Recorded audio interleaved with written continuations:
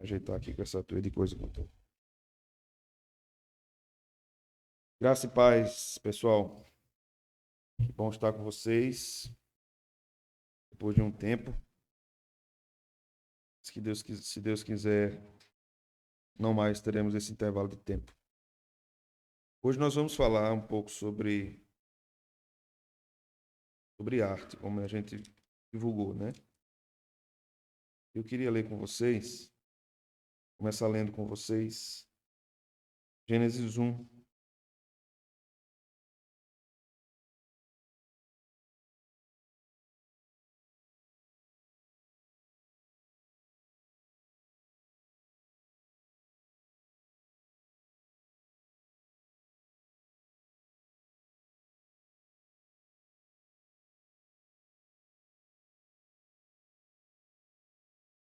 Nós vamos ler versículo 18. 1:18.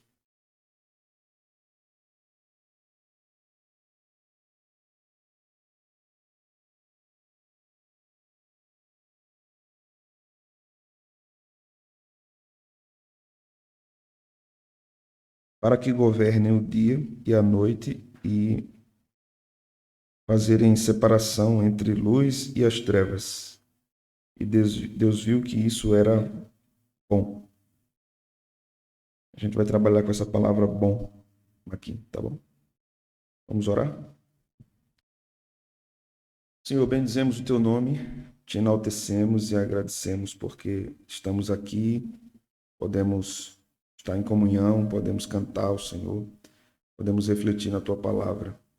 O Senhor abençoe esse tempo, seja proveitoso para nós, seja de crescimento para nós.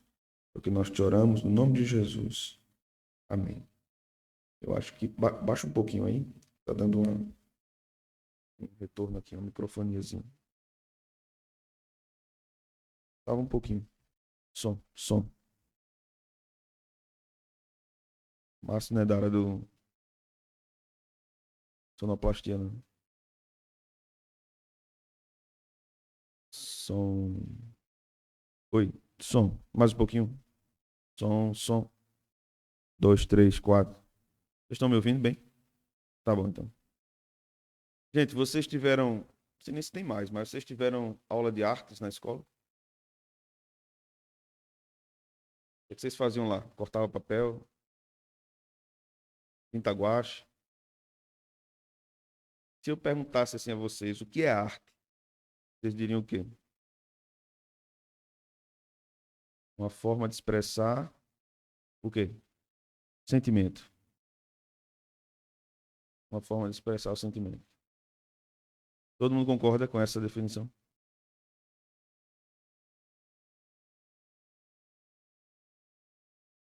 Então, o que é arte? Beleza?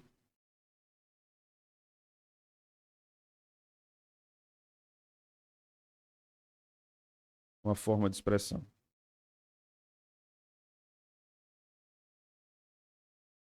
Sim,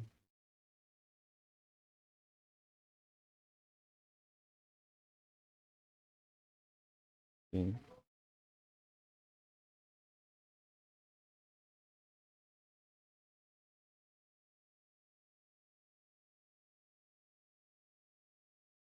Meio difícil, né? E falar sobre um conceito de arte, porque existe uma questão muito relacionada à cultura e aos indivíduos. A aproximação dos indivíduos com certas coisas são muito diferentes de outras pessoas. Mas quando a gente fala de arte, de fato, é uma forma de expressão.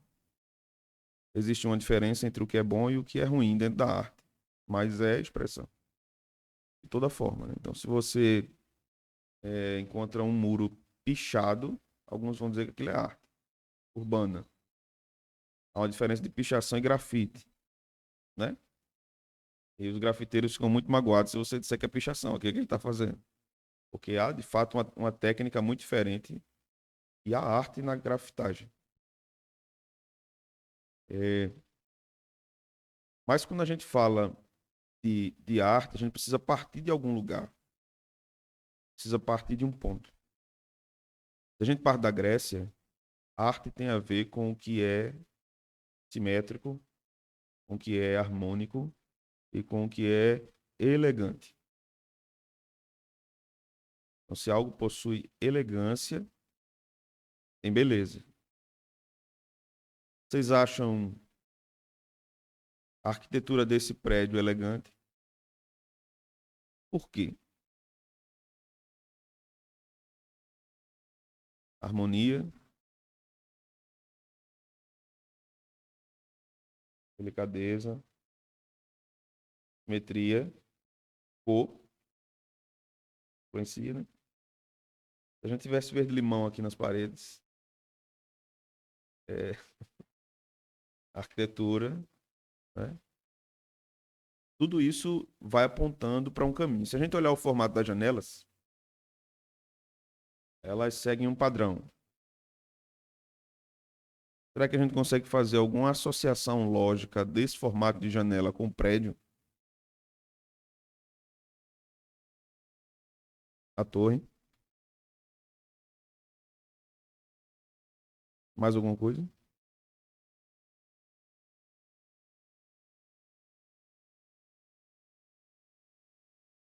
Sim. Quando vocês olham para a torre, vocês imaginam que ela existe ali por quê?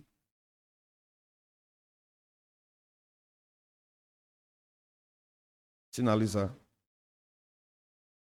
Sinalizar. Sim. Tem uma identificação visual, uma identificação sonora. Mas não sei se vocês têm a mania de quando chegar na igreja, ou pelo menos um dia que você chega mais tranquilo na igreja. Quando chega atrasado, não, que não dá tempo. Mas quando você chega mais tranquilo, você olhar para a ponta da torre. Vocês têm esse hábito, não?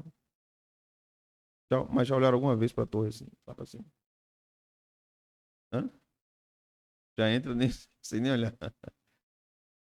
Quando eu olho para a torre, automaticamente eu olho para onde?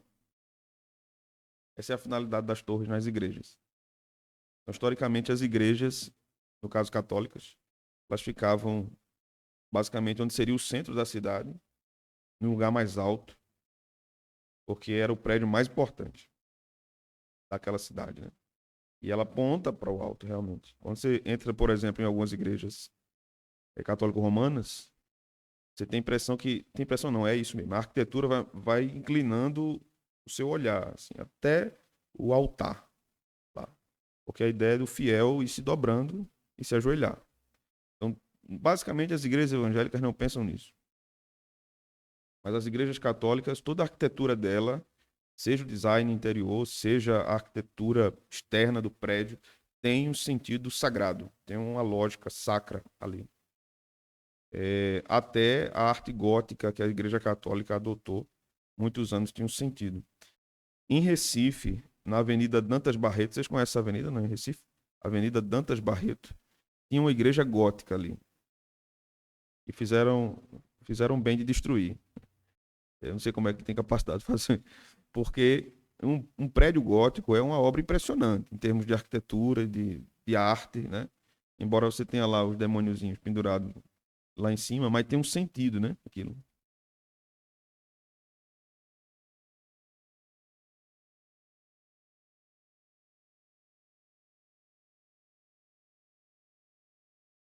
Eu não lembro, mas deve ter.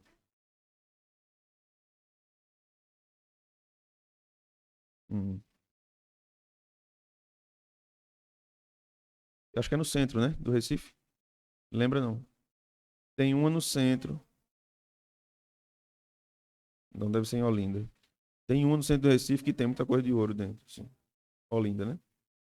Então, a igreja pensava nisso, né? A arte da Renascença se desenvolveu com o patrocínio da igreja católica, né? Então, a igreja estava muito envolvida com essa questão artística, né? Hum? Basicamente é mais ou menos ela, né? Sim, a catedral. Ali é um ícone, né?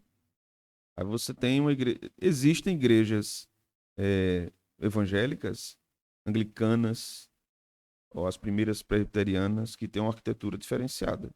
Essa daqui ainda tem uma arquitetura diferenciada das demais igrejas. Basicamente, hoje você tem um caixote e você entra, né? As igrejas hoje tem mais cara de loja do que de igreja. É por causa da cultura. Isso também é uma transformação cultural e adaptação, né? Para que as pessoas se sintam mais bem servidas do que num ambiente mais clássico, vamos dizer assim.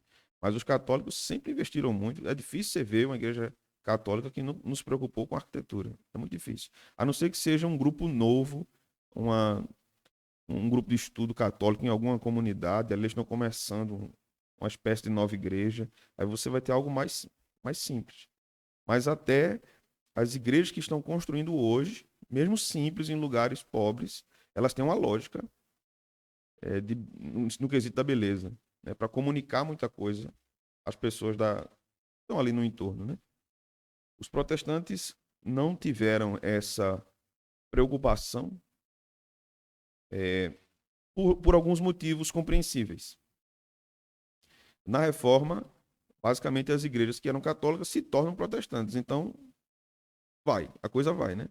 Mas quando você chega no período dos puritanos, você vai ter já prédios bem menores, não grandes catedrais, mas capelas. Então era bem modesto. Ainda tinha uma torrezinha pequenininha. Se você chegar ali no Recife, perto do Teatro Santa Isabel, tem o Teatro Santa Isabel, a Faculdade de Direito, depois a primeira rua direita. Você vai observar uma igrejinha bem pequenininha, uma igreja católica, de arquitetura francesa. Aquela igreja era calvinista. Foram os calvinistas que fundaram aquela igreja. Se não me engano, franceses. E Calvino mandou. Mas eles foram expulsos, né, do Brasil. Então eles saíram. Teve a tragédia da Guanabara, mas originalmente aquela igreja era uma igreja protestante, uma das primeiras, né? A gente fala de Cali como primeiro, mas de fala portuguesa, uma igreja de fala portuguesa. Mas já tinham muitos outros trabalhos. E teve um trabalho de escola dominical metodista em língua portuguesa antes de Cali.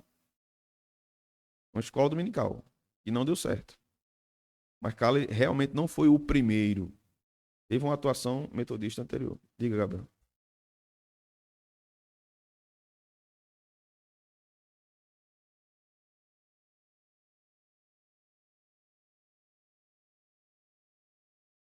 Exato. O fato da igreja ser o ponto de referência, mas a religião também ser o ponto de referência da cidade.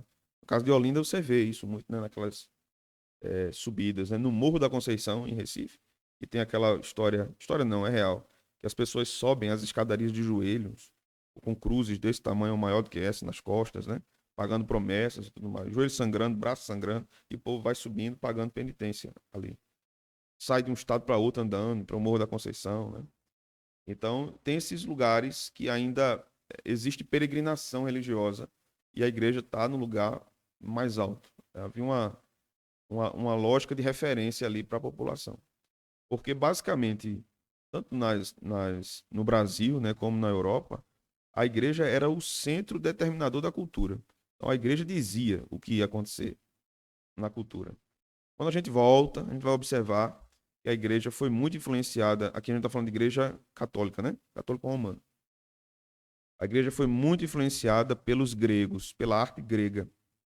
Então, quando nós observamos a arte clássica, que tem essas características, né? Proporção, simetria, harmonia, elegância, isso vem da Grécia. E a influência da Grécia parte de dois pontos naturais: o corpo humano, que é a grande fonte de inspiração para a arte grega, para a arquitetura grega, para a pintura grega. Então, todas as curvas, por exemplo, né, de uma arquitetura são inspiradas no corpo humano. Daí por isso se explica a quantidade de esculturas de nu artístico. Porque os gregos tinham grande admiração pelo que o homem era. E se nós observarmos, há uma diferença técnica muito importante do nu artístico para a pornografia. A pornografia o objetivo ali é um. O nu artístico, o objetivo é outro. A gente pode discordar do nu artístico, mas os objetivos são diferentes. Então não é correto, tecnicamente, se olhar. Você já for ali no Museu de Brenan, de Ricardo Brenan? Você lembram da estátua de Davi? Né? Os crentes ficam tudo desmantelados ali, tudo, né? tudo sem jeito quando chega, né? Mas ali o pensamento grego era o seguinte: nós precisamos exaltar o corpo humano, é a perfeição do corpo humano. Porque era uma cultura humanista, em que o homem era enaltecido. Quando nós observamos, por exemplo, como se dava a religião grega, e os deuses gregos, o panteão grego era uma mistura de seres divinos com humanos. Então, os deuses poderiam se relacionar com humanos. Deusas gregas se relacionavam com homens e deuses gregos se relacionavam com mulheres. Então, surgiam criaturas que estavam nesse estado do meio aí da coisa. Então, os gregos enalteciam muito as qualidades humanas, né? E o outro ponto de influência é a natureza. Então, se observava muito a natureza e se replicava na arte aquilo. Isso vem de Deus. Essa questão da influência da natureza para a arte vem de Deus. Quando a gente lê, por exemplo, a construção do Templo de Salomão, nós vamos ver que há as cores das paredes, o que ficava entalhado no templo, tinha todo um significado relacionado à natureza. Um sermão desse, um dia desse, eu falei sobre isso. O candelabro era uma referência à árvore da vida. A pia de lavar era uma referência aos rios que corriam no Éden. Então foi o próprio Deus que começou esse movimento de que a arte deveria ser um reflexo da criação. Deveria retratar a criação. Isso vai voltar à tona lá na frente com o expressionismo, impressionismo, que são escolas de arte. Né? E vai descer a ladeira depois, lá do iluminismo para frente. O conceito de arte vai mudar. Mas quando nós falamos de beleza na arte, também devemos fazer uma distinção, porque existe o belo e existe a beleza. Não é o belo o cantor, né? É o belo. O belo tem relação com o que é sublime. Immanuel Kant dizia que o belo, ele nos traz a ele. Ele nos prende. Ele traz deslumbramento. Ele atrai nossos sentidos, nossa visão. Né? É claro que para isso acontecer, tem um professor, ele é um tradutor bem conhecido no Brasil, professor de português, e é um filósofo brasileiro chamado Carlos Noguer. Ele diz o seguinte: a mente humana tem que ser treinada para reconhecer o belo. Pode ter, sem treinamento, pode ter alguma faísca aí de compreensão, mas ela precisa ser treinada para reconhecer o belo. O belo é diferente da beleza, porque a beleza pode ser uma beleza servil. Você tem isso aqui, você tem um prédio. Vocês acham bonita a igreja? Então, tem beleza aqui, mas não é o belo. O belo é algo transcendente, é algo espiritual. O belo está muito relacionado a Deus. Se nós ou se você já tiveram a oportunidade de ir a um lugar muito bonito, muito, assim, deslumbrante, não sei se você já tiver essa experiência, mas é como se aquela coisa invadisse você, assim, que você fica emocionado com aquilo. Aquilo é o belo. Esse deslumbramento que mexe com os nossos sentimentos é o belo, né? Não tem nada a ver com um dia em que eu saí de casa, não acaba chorar com aquilo ali, né? Minha mãe me disse, filho. Não tem, pode ter algum significado de beleza para alguém que se identifica com aquela música, seja ela qual for. Pode ser Zé de Camargo e Luciano ou Raça Negra. Então, aquela pessoa pode dizer: isso para mim é muito bonito, porque tem algum tipo de ponte da vida daquela pessoa com aquela manifestação artística. Mas não quer dizer propriamente que o belo está ali. Né? Quando nós pensamos, por exemplo, na construção de teatros antigos, tudo ali tem um trabalho intencional de imergir aquela audiência no tipo de arte que será realizada ali, oferecida. Seja teatro, seja uma orquestra, o que for oferecido ali. Se você já ouviram uma orquestra tocando ao vivo, é um negócio... Você se sente perturbado, mas você quer ficar ali ao mesmo tempo, né? Porque a coisa invade o ambiente de um jeito que é como se o maestro pegasse você e colocasse no meio da música. Você se sente no meio da coisa. É assim que foi pensada as óperas, né? A ópera vai contando uma história junto com a orquestra e você vai mergulhar naquela história. Basicamente, hoje você não vê ninguém dizendo assim, eu adoro ópera. Eu passo horas ouvindo ópera. Praticamente no nosso tempo, não se escuta mais esse tipo de obra, né? Então, quando a gente começa a observar como os antigos pensaram sobre arte, sobre beleza, sobre o belo, a gente precisa pensar a partir do que Deus fez, do que Deus disse, como Deus guiou a cultura nesse sentido, a partir dele. Quando nós lemos esse versículo de Gênesis, né, que Deus viu que era bom, essa palavra bom no hebraico, ela tem uma relação com estética. Deus viu a obra que ele fez e ele ficou muito satisfeito com aquilo. Como um artista que pinta uma tela, como um compositor que compõe uma boa música, como um escultor que termina a sua escultura e ele observa aquilo e ele suspira e diz: gostei, ficou muito bom. Não é meramente uma questão de envaidecimento, né, do artista. É que ele se satisfaz. Ficou muito bom. Então, Deus olha para a sua criação como obra de arte e suspira e diz: ficou muito bom.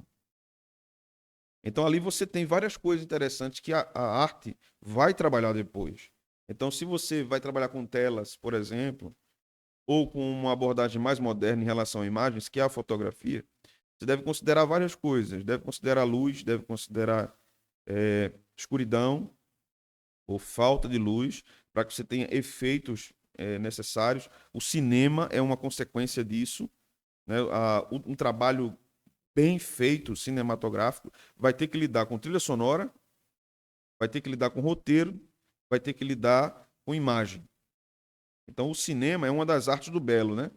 E é a última que entra na lista das artes do belo. Então, esse tipo de arte capta todas as outras antigas. Então, uma boa obra cinematográfica, ela é um resumo de todas as outras grandes artes. Essa imagem que está aqui é um quadro de Rembrandt, um pintor holandês, um protestante. O nome desse quadro é O Filósofo, em Meditação. O que é que vocês veem aí nesse quadro?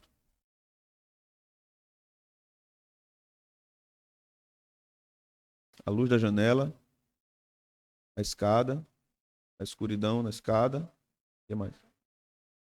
Hã? Tem papéis no canto da janela? Meu amigo, tu visse aquilo ali. O que mais? Hã? Uma coisinha?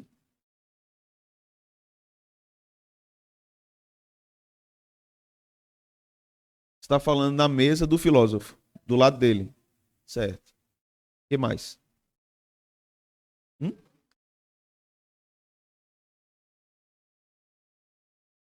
Tem uma coisa aí que parece que vocês não estão vendo, não.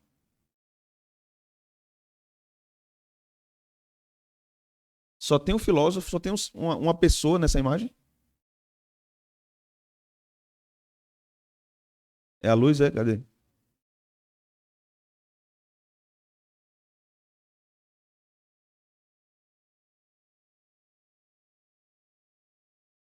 Paga ali, paga ali.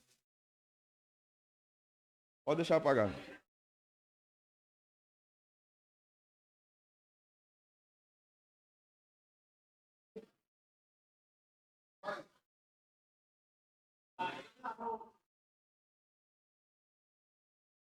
Um bichinho. Uma pessoa, né? É uma pessoa que tá ali.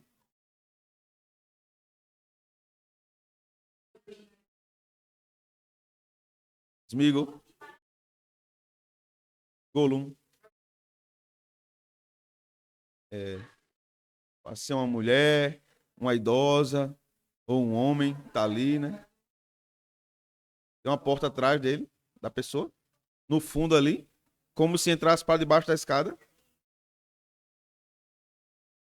Pode ser um quarto, né? Beleza. O que é que chama, pronto? O que é que chama mais atenção no quadro? A janela. É, tem um fogo ali. Morcego.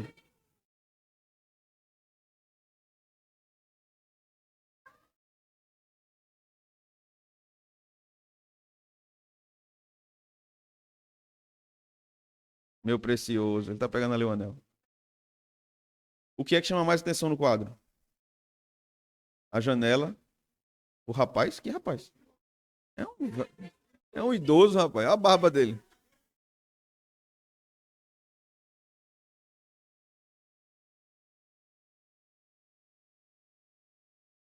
Sim.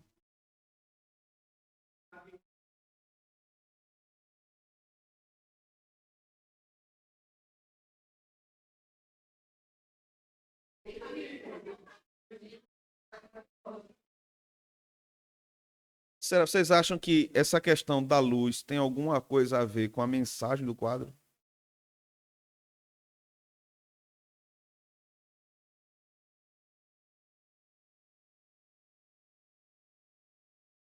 O senhor, né? O senhor, né? É, sim.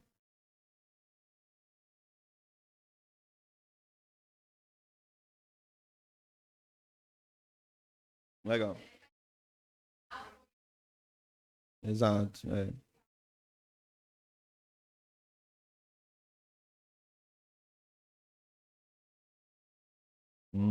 Legal.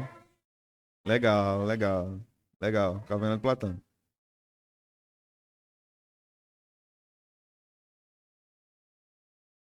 É. Vocês lembram da história da Caverna de Platão? Eles são libertos, o pessoal liberto, sobe, vê a luz e tal, a claridade, mas quer voltar e ficar preso lá, né? Ó, Rembrandt era um cristão e era um pintor, né? Naquela época, e até antes dele, o próprio Leonardo da Vinci, por exemplo, todo artista era um filósofo. Então, para que alguém fizesse alguma obra, é necessário uma imensidão de conhecimento, né? Aí é o seguinte, o que Rembrandt quer ensinar com esse quadro é que esse filósofo está verdadeiramente recebendo conhecimento por meio da luz. Essa luz é a luz divina. Ele conhece a realidade por meio da luz divina. E há aí, de fato, um diálogo com Platão, com a luz, né, daqueles que saem da caverna de Platão. E a escuridão quer dizer o quê? Quer dizer que Deus é incompreensível. Ele se revela, mas ele não se revela completamente. Quanto mais você conhece ele, você sobe à escuridão. Deus se revela no livro do Êxodo com escuridão. Está lá no livro do Êxodo. Essa referência se, se remete a Êxodo.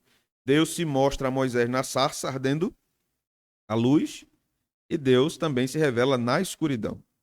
Esse é o trabalho de Rembrandt. Arrepiaram, não? É de exatas, né? De exatas, né? A turma de exatas é muito insensível. Não consegue chorar. Consegue chorar.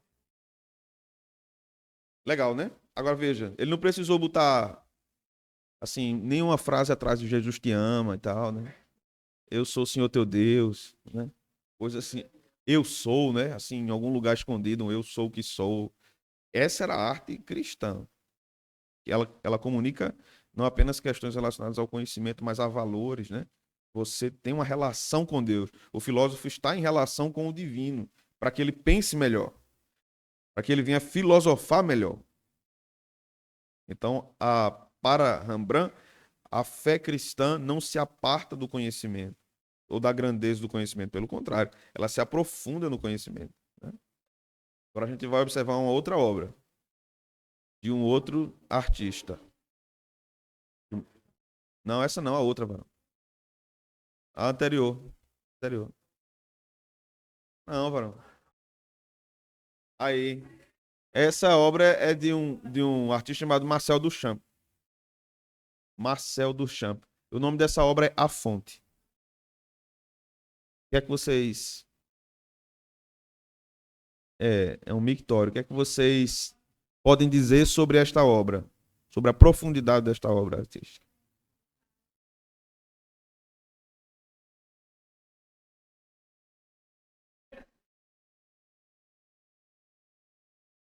Vocês acham que isso pode ser denominado como arte? Não? Sim ou não? Não. Se a gente toma por base os padrões clássicos, vai dizer, não, não é arte. Se a gente vai tomar por base os padrões modernos, vai dizer, tudo é arte. Tudo é arte. Eu fui na. Esse ano eu fui no Museu do Homem do Nordeste, né? E tinha umas coisas lá que eu ficava pensando como é que aquilo poderia ser configurado como arte. Então, por exemplo, você tem uma cortina de tampa de garrafa de refrigerante KS. Ou no Museu de Campina Grande, você tem uma cortina com ataca de cabelo, embalagem que não presta de Doflex e de pirona. E você vende aquilo como arte. E as pessoas ficam lá paradas observando a arte, né? Por enquanto aqui a gente não vai fazer nenhuma crítica. Mas isso mostra uma mudança de paradigma, uma mudança de padrão na cultura do que é a arte. A arte agora, a partir da modernidade, ou da pós-modernidade, perdão, ela não está mais ligada ao que é bonito. Ela tem uma finalidade reflexiva ainda assim, mas ela tem uma finalidade muito diferente da anterior. Então, quando você observa, porque vocês não são dessa geração, mas quando você observa é, músicas antigas, vou pegar aqui um que vocês conhecem. Músicas de Roberto Carlos. Já ouviram Roberto Carlos? Nunca ouviu, Márcio? Pelo amor de Deus. Todo dia, todo dia. Vocês acham que é ruim? Aquela... Muito bom, né? Orquestra, a voz dele e tal. É, então você tem um padrão daquele. E depois você tem no nosso tempo Wesley Safadão. Vocês conseguem chegar à aproximação entre os dois estilos? Não tem, né? Mas comumente o Roberto leva alguém famosão pra cantar com ele lá no show, né? E às vezes uma pessoa que não tem nada a ver com o tipo de música dele. Mas isso demonstra também essa tentativa de fundir, né, o que é antigo com o que é moderno e tentar aproximar essas duas coisas. Então, quando você observa esse tipo de manifestação artística, ele é bem é, reflexivo e revolucionário.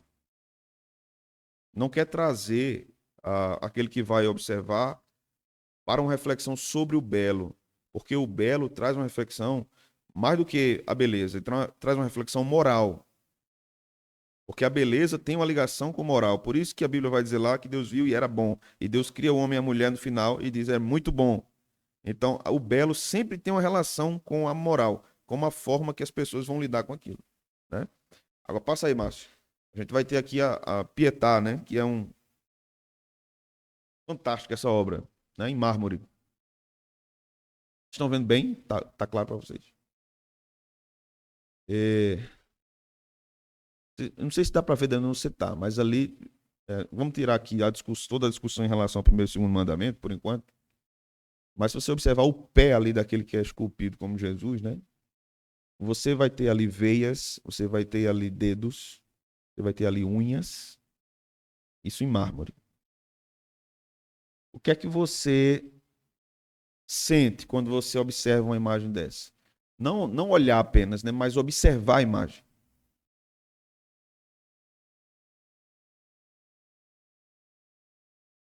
Realismo, algo realista. O que mais? Tristeza, por causa da morte, né?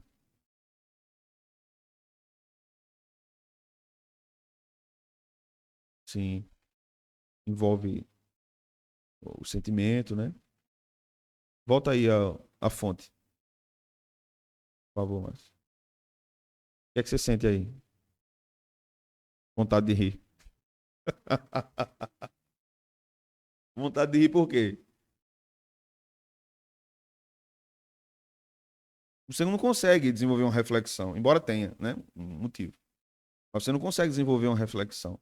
Quando você vai para Pietà, quando você observa o quadro de Rembrandt, você observa que tem como você chegar a vários pontos concretos do que isso significa para você. Embora o autor não esteja dizendo, né? Isso aqui é isso, isso aqui é isso, isso aqui é isso. Né? A arte precisa ser lida. Ela precisa ser observada. A nossa geração é muito apressada, então ela não tem tempo de ficar. Feito a gente tá aqui olhando pro quadro, assim. Bem muito tempo. Um dia desse eu estava vendo um vídeo antigo de Djavan no programa de. Programa Livre, Sérgio Grossman. E tinha aquela parte lá de perguntas, né? O pessoal do auditório podia perguntar. E aí a pessoa perguntou a ele, um rapaz perguntou a ele. Como é que você lidar com pessoas que dizem que não conseguem entender a sua música? Que a sua música é difícil, né? Açaí, Guardiã, Zoom de Besouro e Mano. O que é que ele tá falando aí, meu irmão? Qual? Sim.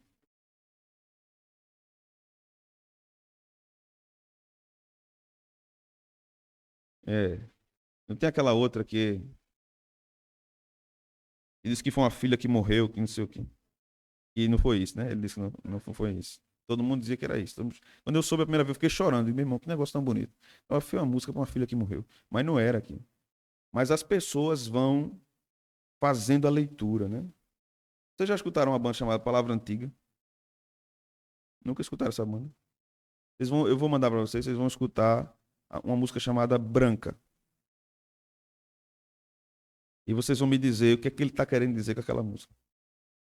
Ele está falando de quem naquela música, certo? Vai ser o nosso exercício. Então a arte é feita para ser lida, para ser interpretada. E o divertimento do artista é observar as múltiplas interpretações que não são a dele. Porque as pessoas vão chegar a várias conclusões que não são a dele. A gente não sabe se o objetivo do artista que faz Pietà, que fez Pietà, era que Maria fosse adorada. Mas ela está ali. Nem a gente sabe se Maria era assim, né? Mas nós somos levados a várias sensações, vários sentimentos, várias reflexões, porque esse tipo de arte clássica nos leva a uma reflexão. Pode passar aí, Márcio. Agora, hã? Eu quero os vídeos agora. A gente vai agora para a parte de música. Como eu já comecei falando de música, primeiro a gente vai ouvir uma música famosa, Jesus, Alegria dos Homens. Eu queria que vocês observassem, ouvissem os destaques dessa música, o que chama atenção para vocês nessa música. Minha voz.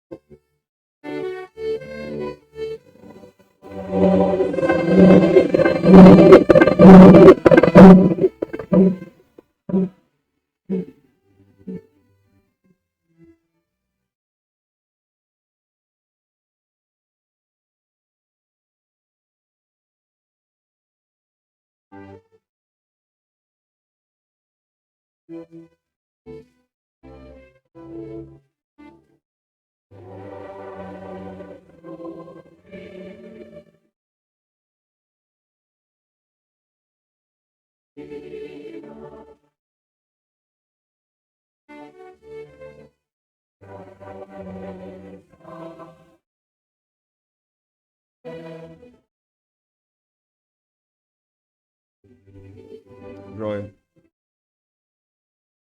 Pode parar aí. Pode parar aí. E aí? E aí? Delay é esse. Delay é esse. Ah, não, peraí. Ah, não, peraí. Eu quero que tire esse negócio aí. Tire esse negócio aí. Agora. O que vocês perceberam? O que foi que vocês captaram, sentiram com essa música? Calma. Em termos dos sons, o que chamou a atenção, vocês? Da melodia.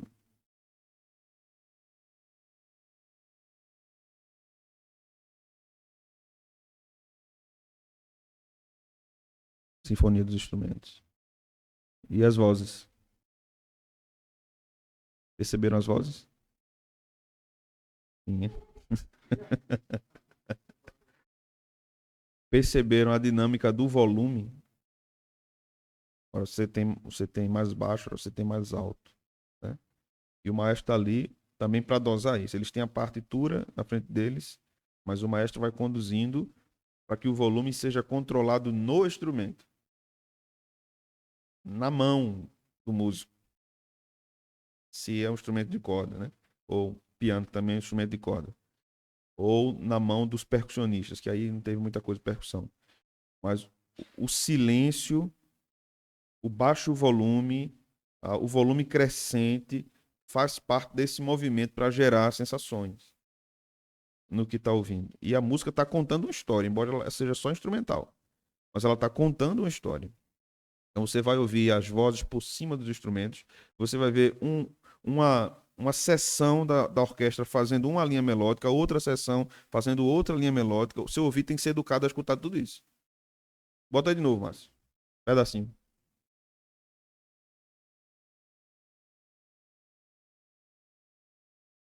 É.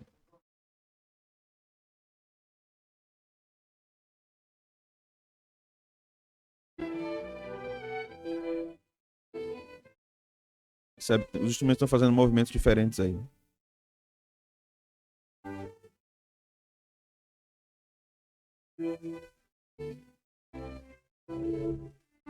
As vozes agora.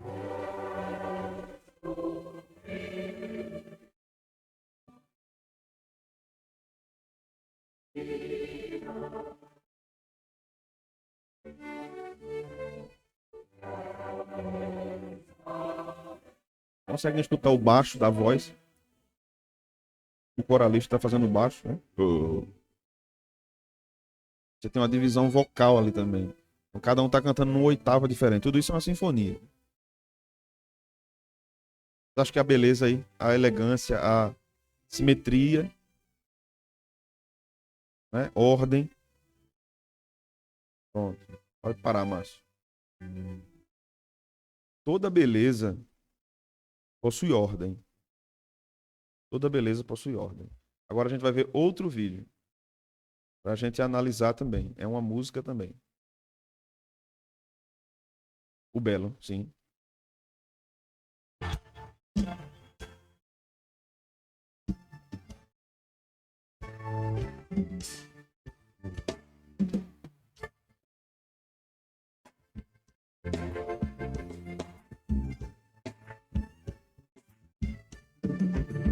Sou o todo-poderoso que abre caminho para o meu povo passar. Eu sou o quarto homem que lá pro poderoso pode contemplar. Eu sou a mão misteriosa que se escreveu na parede. Menina que eu me passe. Eu sou o que sou. Forte e poderoso, general de guerra. Ele é tremendo na guerra. Forte como um trovão. E o todo-poderoso, eu sou general de guerra. Ele é Pode parar, pode parar. Pode parar que o povo tá passando lá fora olhando pra cá pra dentro pra saber o que foi que aconteceu com essa igreja. Não, a resenha foi que eu mandei pra eles. Aí, antes de começar, ele chegou perto de mim e fez: é sério mesmo, é pra botar aquele vídeo? Eu disse: é, mano. Eu vou contar aquele negócio, eu posso contar? Ele mandou pra mim uma mensagem, tarde da noite, semana retrasada, eu acho. Aí fez: pastor, por favor, por gentileza, mande pra mim o título da mensagem. O senhor pregou domingo? Foi domingo, foi? Domingo. Aí eu brincando com o Márcio, disse assim, bota aí, a vitória é nossa, o nome do grande. Aí ele não respondeu, ele tá dormindo, né? No outro dia de manhã, que ele acorda de manhã e printa o story do Instagram da igreja. Falei, que danado é isso, meu filho? Aí eu disse não acredito que o Márcio fez isso. Eu disse, ele não fez isso, não. Ele fez isso só aqui, ele não botou no YouTube, não. Eu fui no YouTube, né? Aí, sei lá, a vitória é nossa, o nome do.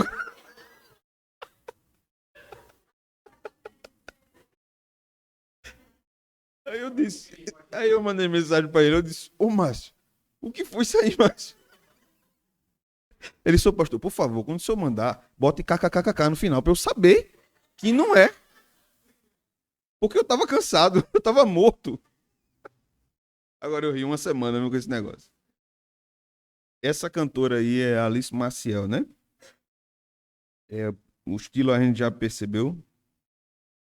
Mas como é que é que vocês percebem nessa música? O que é que vocês dizem acerca dessa música?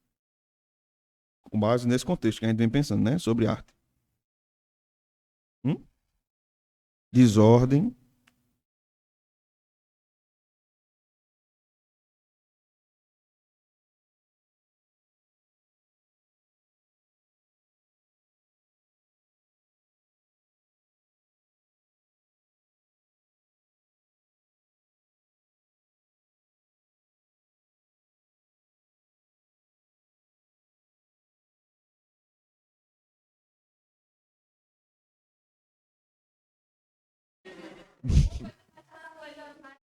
É.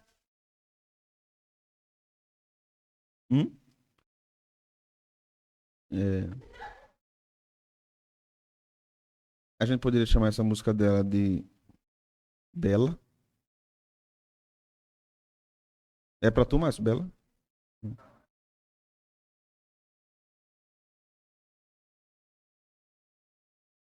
Sim. Quem? Não sei quem é, não. Não sei. É. Agora, veja, essa é uma questão interessante que a Emily levantou e a gente precisa refletir sobre isso. É, e eu falei no começo, né? O que é bonito para uma pessoa pode não ser para outra. Mas isso quer dizer que o belo não existe? O belo, sublime.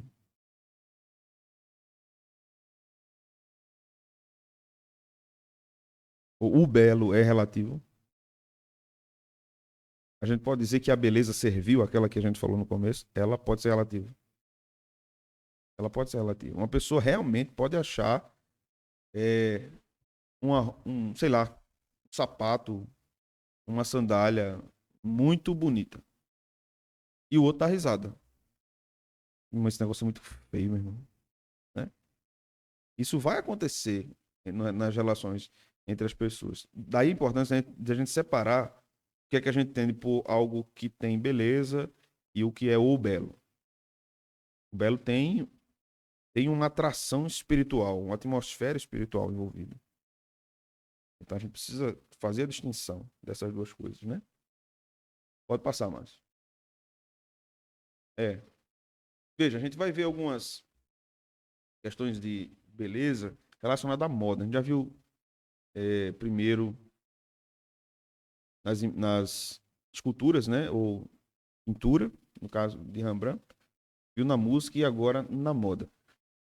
Essa era basicamente a moda de 1920. As mulheres se vestiam assim, né? Nessa época. Chapéu era muito comum. Hoje, basicamente, você não vê mulheres usando chapéu, caiu em desuso, né? Mas esse era o figurino, basicamente, que se usava em 1920 no quesito das mulheres, né? Pode passar aí, Márcio. A gente vai ver uma evolução quando nós chegamos em 1960. O que é que vocês percebem?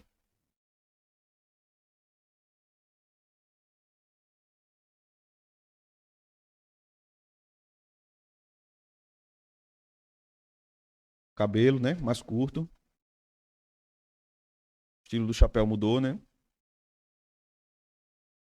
Hã? Menos detalhes, mais curta. Hum? Menos elegante? Pode passar, Márcio. 2023.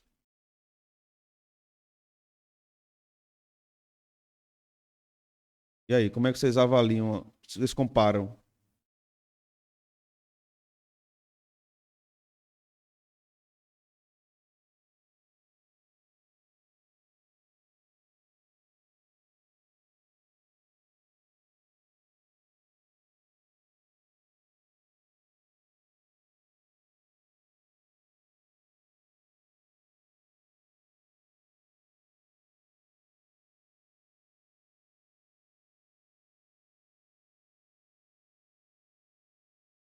Uhum,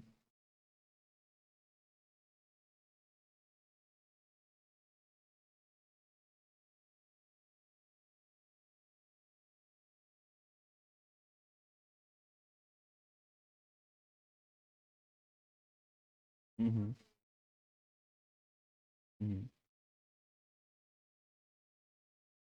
que mais? Não, volta aí, mano.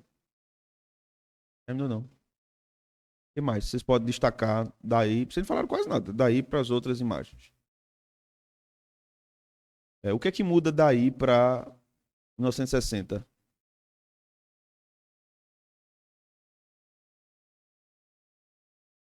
Decotes, menos coisa, menos roupa, cabelo.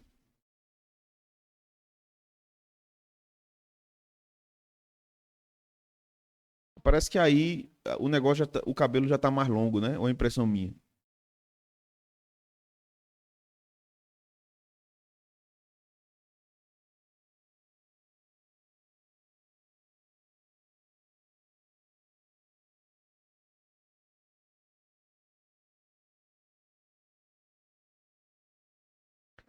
Como é que a gente avalia essa.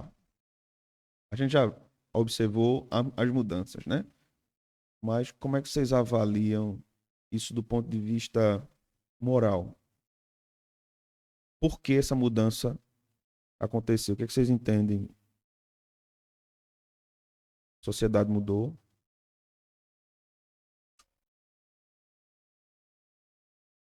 que mais?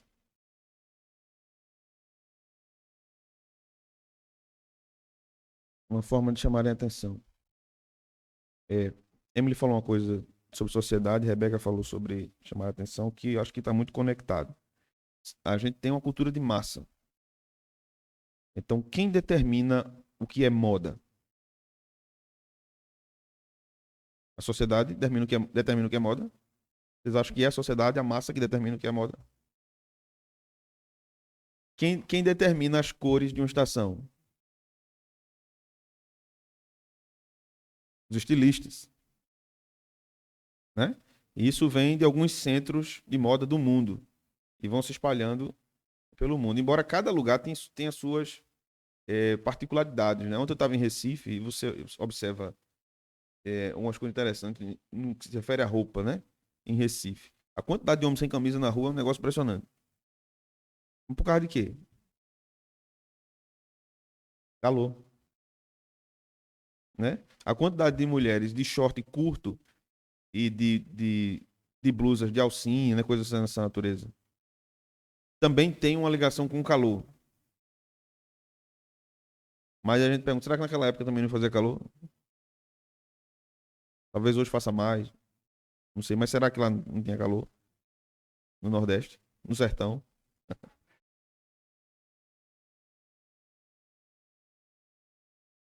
É,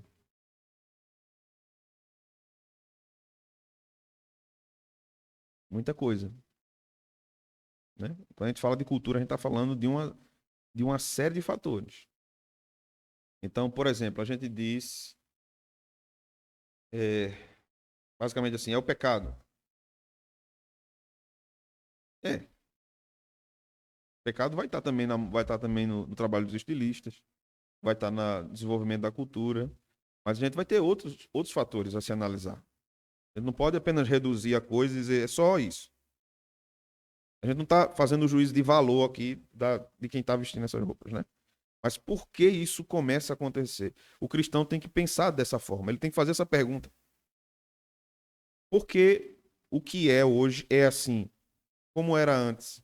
Como é que a gente analisa isso do passado para o presente?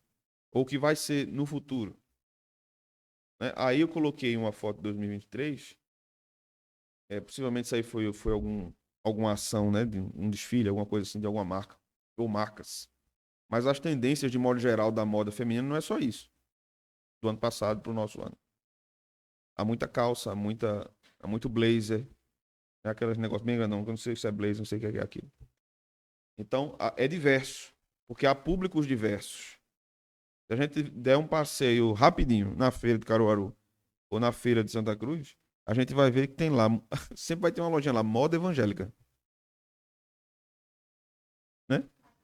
Moda evangélica. Aquele saião jeans com aquele botão no meio. É maravilhoso aquela saia. Um negócio lá, né? Tem moda evangélica. Mas por que tem moda evangélica? Porque tem um público, né?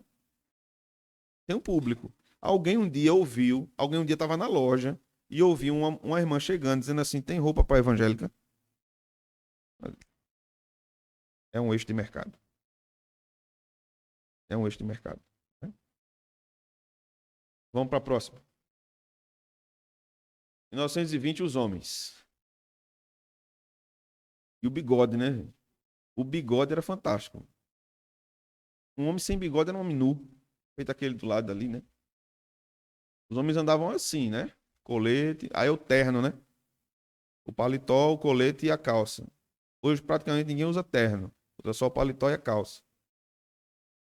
E a gravata também foi sumindo, né? Ela tá 1960. O que é que vocês acham aí? Essa era possivelmente uma ação de marketing, né? De alguma marca, de alguma coisa. Não sei se era de roupa, mas esse tipo de figurino existia já nessa época. Calça boca de sino, que é, era um estilo na época. Se vocês já ouviram algum show de Elvis Presley, basicamente ele pautou o que seria as vestes masculinas depois dele, né? Então, o que é que chama a atenção de vocês aí? Colorido, justo, o que mais?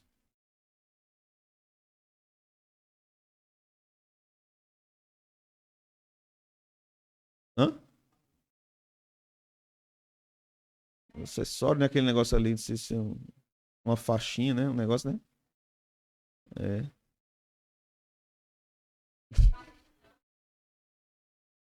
Passa aí, mano.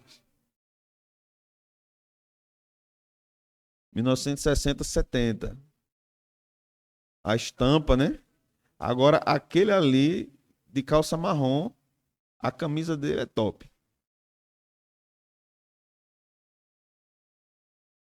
Qual a diferença aí da imagem anterior que vocês percebem? Hã? Mais estampa, calças apertadas. É. Mas ainda não é tão apertada como hoje, né? Ainda não é tão apertada como hoje. Zé de Camargo nessa época não estava no auge ainda. Ele não tinha pautado. Pode passar. 2020. 2020. Eu usava esse tipo de calça. Na minha adolescência, era. Era. Muito diferente, né? 1970. Era. Mais preto, né? Cores mais. Esse de. Pra mim tá do lado de cá, mas pra vocês acham que tá do lado de lá. Não é o que tá do lado com a camisa estampada, né? O que mais vocês percebem? Cabelo. Cabelo. Bolsinha onde? Tá vendo bolsinha onde? Do azul. E acessórios? Tatuagens, né? Correntes, né?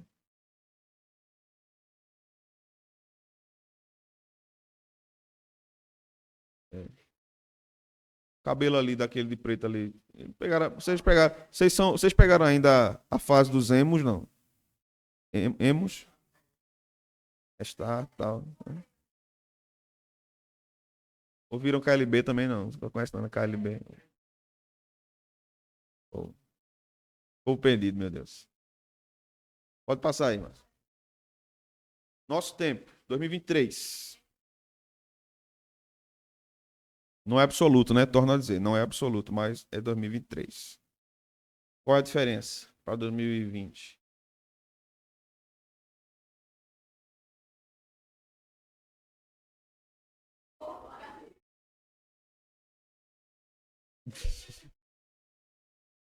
Calor. O que mais?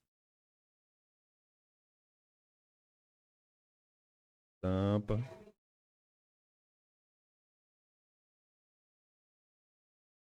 Legal isso aí, quem me falou. Desproporcional, né? O short com. É. E eu acho que esse camarada se depila. É, pelo. Com óculos e tal, né? Imagina massa com esse óculos.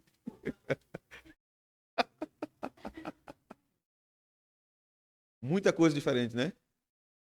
É próximo aí, mas acho que agora já esse ano, 2024.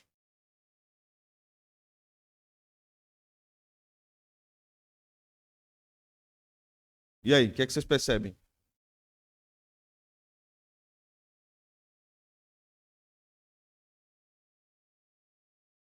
Ah, taradão e tal, né? CrossFit aí e tal.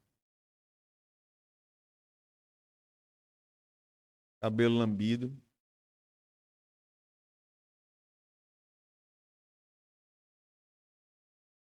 Tem uma característica aí do uso de calça na nossa geração. Fora o aperto. Percebe, não? É o homem mostrando o tornozelo. É. Na minha época, se chamava de calça coronha. Essa calça da coronha, não dá tu não. Meu. O teu tamanho não é esse, não. Mas agora é moda. E.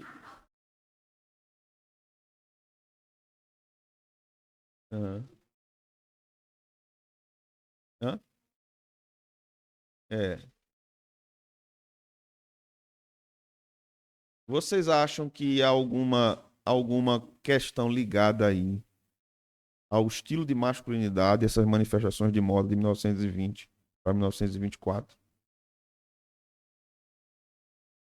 Alguma mudança cultural de estilo de masculinidade?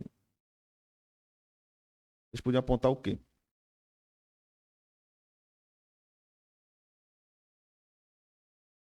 Será?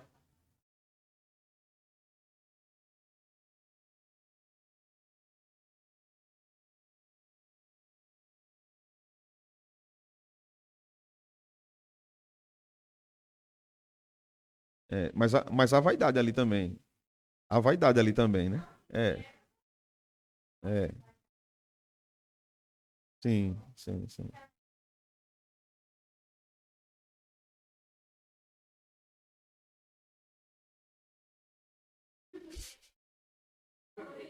As cores, né? É aquela época, é a época, anos 60, né? É a época dos hippies, surgimento dos hippies. Aí eles vieram com muitas cores e tal, né? E é, você vai ter a época de 1960, é a época dos grandes festivais de música mundiais, né? Woodstock e tal e tudo mais. Muito rock and roll, muita droga e muito sexo naquele período. Então, ali na década de 60 é o que a gente chama de revolução sexual. Então, as roupas estavam muito ligadas ao que estava acontecendo em termos culturais, em relação à droga. Você vai ter um pico de HIV naquele período, doenças sexualmente transmissíveis. Então, mais uma vez, nunca é uma coisa só na cultura. A cultura, ela se movimenta em vários ângulos. Então, a moda, em termos de roupa, né? Ela vai estar atrelada a uma série de outras coisas. Uma série de coisas. Qual?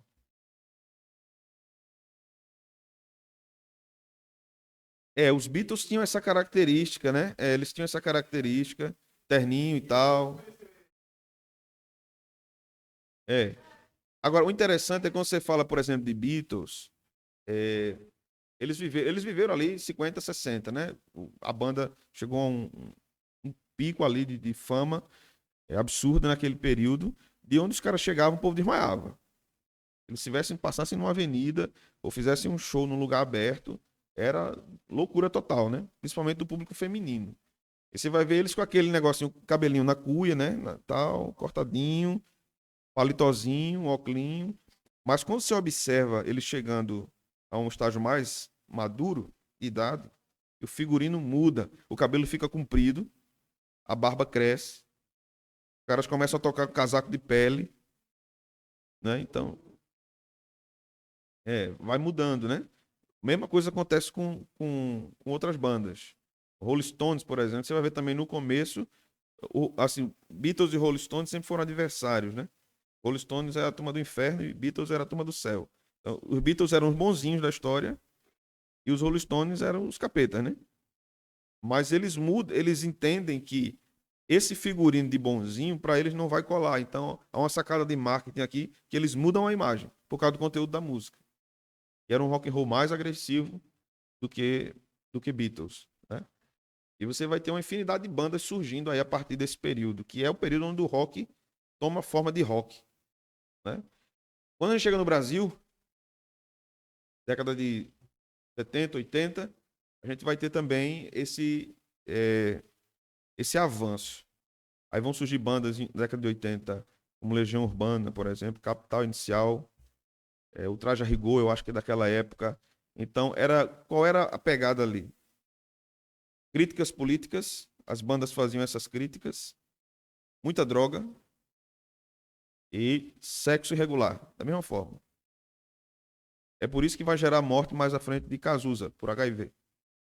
E era daquela época, aquele contexto, era vocalista do Barão Vermelho, depois ele ficou sozinho, né, e fez carreira solo. Renato Russo. Um, um, um artista extraordinário, Renato foi.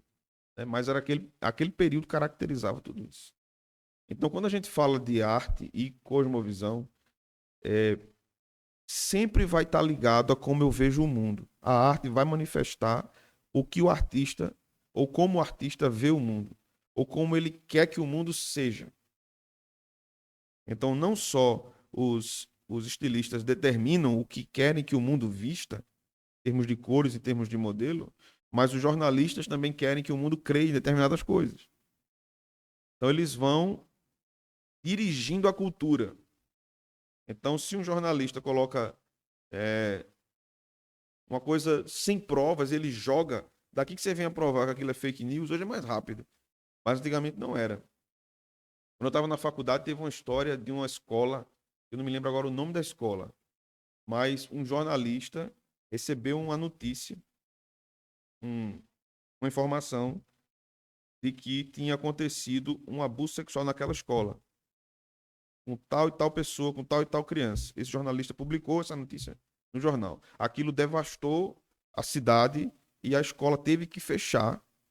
E a polícia começou a investigar o caso e o fechamento do caso foi: não aconteceu abuso. É o que a gente chama em jornalismo de barriga. É uma notícia que não tem prova, ela não tem fundamento. Mas o jornalista pautou que a cultura, pautou o que os homens iam fazer a partir daquela notícia. Então toda a cultura é forjada. Tudo é forjado. Tudo tem um sentido. A coisa não vai acontecendo. Não, porque foi acontecendo e foi assim e foi. Não teve nada planejado. Na cultura não existe isso. Há sempre aqueles que pensam e sempre aqueles que compram o pensamento. Sempre. Sempre é assim. Sempre foi assim e sempre é assim. Então, o que é que isso tem a ver com a nossa fé? O que é que vocês acham?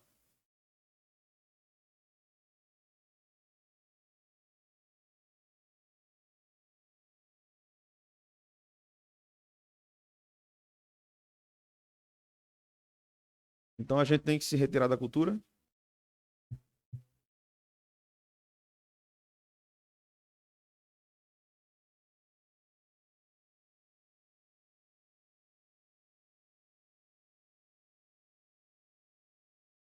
Hum,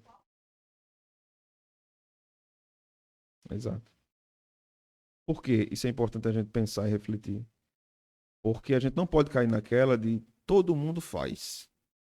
Não, todo mundo faz. É assim. É, todo mundo vive assim. Então eu vou viver assim. Eu lembro que um dia na faculdade, a turma terminou uma aula, acho que na sexta-feira. A turma disse: ó, a gente vai sair, a gente vai beber e vai fumar maconha. Quer ir? Eles sabiam que eu era crente. Eu disse: não, gente. Eu não tinha nem como dizer obrigado, né? Eu disse: não. Aí fizeram a pergunta que eles queriam fazer: por que você não vai? Eles sabiam porque eu não ia. Mas eles queriam uma justificativa para aumentar o embate, né? Para aumentar a crítica. Só, vocês sabem por que eu não vou. Mas todo mundo vai, cara. E realmente era assim. Toda a sala, eu era o único crente dos 40 da sala. O único crente. Era difícil lidar, não dizer não. Dizer não não era difícil, mas era difícil lidar com a exclusão depois disso. Era difícil lidar com isso. Você fica uma ilha, né? Praticamente. Mais legal que você seja, mas você fica uma ilha. Então, essa informação, a gente pensa que a arte é uma coisa. Não, mas arte, pensar sobre arte, determina muita coisa na cultura. Sempre. Você vai observar tanto coisas muito boas na cultura em termos de artes, como coisas muito ruins. Por exemplo, lembra lá atrás que eu disse que muitas questões relacionadas à arquitetura, à pintura, à escultura, é baseado no corpo humano, né? Aí você tem aquele caso, por exemplo, do Santander. Vocês viram isso? Lembram disso? Não. O caso do Santander, que ficava um homem deitado, Santander Cultural, ficava um homem nu deitado e as crianças se aproximavam para tocar no homem nu deitado. Então a alegação era: é arte. Então, a criança vai ter contato com o nu artístico. Justificativa: não tem tantas esculturas feitas e tantos quadros pintados de nu artístico. Então por que estão se chocando com a criança tocar no ser humano nu na exposição de arte? Como é que a gente responde isso? Entenderam a pergunta?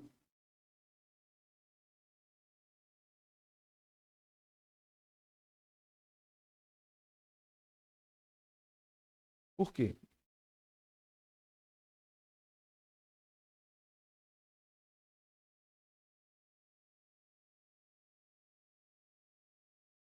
Show de bola.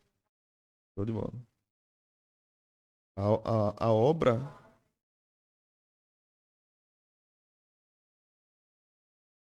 Exato.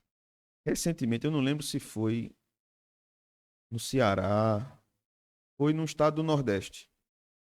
Tinha uma exposição numa, num centro cultural, não me lembro se era um museu, eu posso procurar isso e mandar para vocês.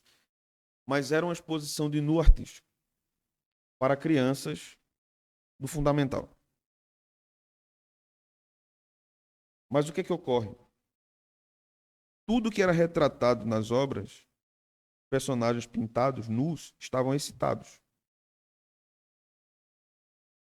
Você não vai observar isso na arte clássica. Vocês já repararam isso, mas você não encontra esse tipo de figuração. Porque a ideia lá não era pornográfica. Mesmo que hoje a gente rejeite, e eu acho que a gente deve rejeitar, do ponto de vista moral, mas a ideia lá não era essa. Era, de fato, enaltecer o corpo. Que é uma perspectiva idólatra também, né? Enaltecer o corpo. A beleza do corpo. Daí você vai encontrar sempre um padrão físico perfeito sendo retratado naquelas obras de escultura. Sempre. Você não vai encontrar nada do ponto de vista feio, esteticamente. Mas o que a gente tem no Santander é também uma manifestação de revolução sexual, vinda lá da década de 60.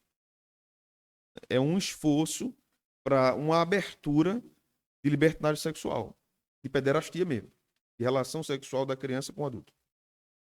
Porque isso já é discutido na academia filosófica e sociológica há muito tempo. E esse tabu deve cair. E a sociedade deve se abrir para isso. Então, essa é uma tentativa relacionada a isso, como essa exposição que houve em algum estado desse do Nordeste. Então, o crente, como a Emily disse, ele precisa saber. Ele não pode. O mal que a gente mais vê é os crentes se desesperando, né? Misericórdia, misericórdia. Meu Deus, misericórdia. Meu Deus, misericórdia. E eles não sabem fazer a crítica. Eles não sabem fazer a leitura. Eles não sabem, inclusive, dar uma explicação no mesmo nível para aquele que está promovendo aquilo. Ele apenas sataniza a coisa, está amarrado em nome de Jesus, e eu não quero saber disso não, e finda. Ele não contribui culturalmente. Vocês estão entendendo o que eu estou dizendo? Ele não dá uma contribuição cultural. Ele apenas faz a crítica e diz rejeitamos. Mas ele não dá uma contribuição cultural. Porque ele não está pensando sobre aquilo. Porque ele está. Possivelmente, ele foi forjado como cristão num ambiente fechado, de racionalidade fechada. Quer dizer, é melhor você rejeitar todas essas coisas, não ter conhecimento disso, para que você fique firme. Né? E tem esse contexto. Rejeite tudo isso para que você fique firme. E quando ele lida com isso, o confronto com isso, com essas questões, ele vai ter lá um PhD, não sei de onde, falando para ele, dizendo, mas isso aqui é assim por causa disso, disso, disso. Enquanto no lado cristão dele, da criação dele, na igreja dele, ele nunca ouviu falar sobre isso. Então o que é que ele pensa? Qual é a conclusão que ele chega? Bom, aqui eu tive a informação. Aqui eu tive a justificativa. Lá no ambiente da fé, eu não tive a justificativa. E isso aqui é mais interessante para mim, porque não tem resposta contrária à altura do lado da fé. E aí ele vai, se desvia. Por questões morais e por questões intelectuais. Porque no ambiente da fé dele, ele não teve instrução para lidar com aquilo. Né? Ele não teve o caminho para raciocinar sobre aquilo. E isso se estende a várias outras áreas. Né? Ok, gente? Perguntas? Falas? Críticas? Olha, vou recomendar alguns livros para vocês que gostam de ler, quiserem ler sobre isso. O primeiro deles é de um filósofo inglês que morreu recentemente, mas que escreveu bem sobre isso. Roger Scruton, Beleza. Ele tem um documentário sobre beleza, porque a beleza importa. Eu vou colocar lá no grupo de vocês, do WhatsApp, para vocês assistirem. Assistam, vale muito a pena. O que está no documentário está aqui.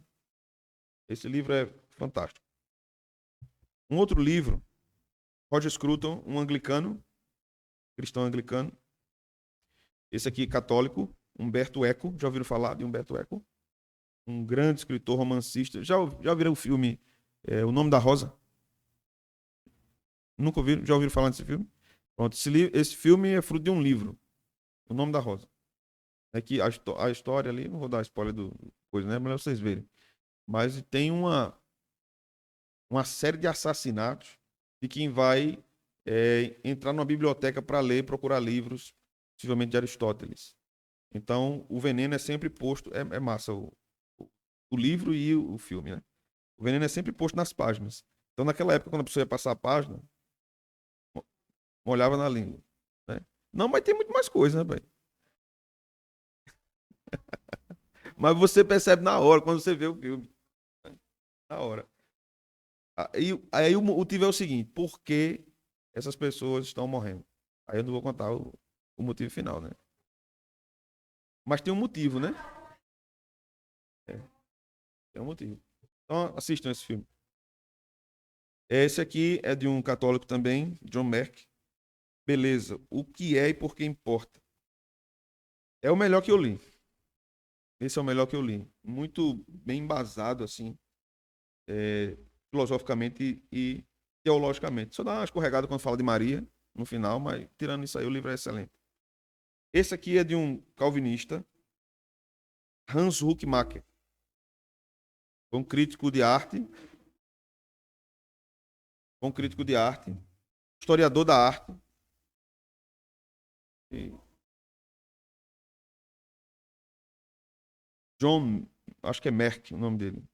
Eu boto lá no grupo de vocês. Esse aqui é mais complexo, ele é mais difícil de digerir, mas com esforço chega lá. Esse aqui também, tá bom? Essas são umas indicações para vocês. Vamos cantar ainda? Não? Acabou? Vamos orar? Senhor, nós te agradecemos por esta noite, por esta reunião que o Senhor nos proporcionou. E essas reflexões, aprofundamento, críticas culturais, compreensão do movimento que existe no mundo, na história, na forma que os homens vivem, na sociedade, na forma que os homens encaram a realidade e tentam buscar felicidade nessa realidade criada por eles. Que o Senhor nos ensine o que tem mais valor para nós. Que o Senhor nos ensine que a nossa realidade, em termos materiais, é a mesma deles. Mas a nossa realidade espiritual é muito diferente. Nós temos outros valores, nós temos outra visão. Nós precisamos do Senhor, precisamos da Tua presença, da Tua graça, da salvação que vem do Senhor.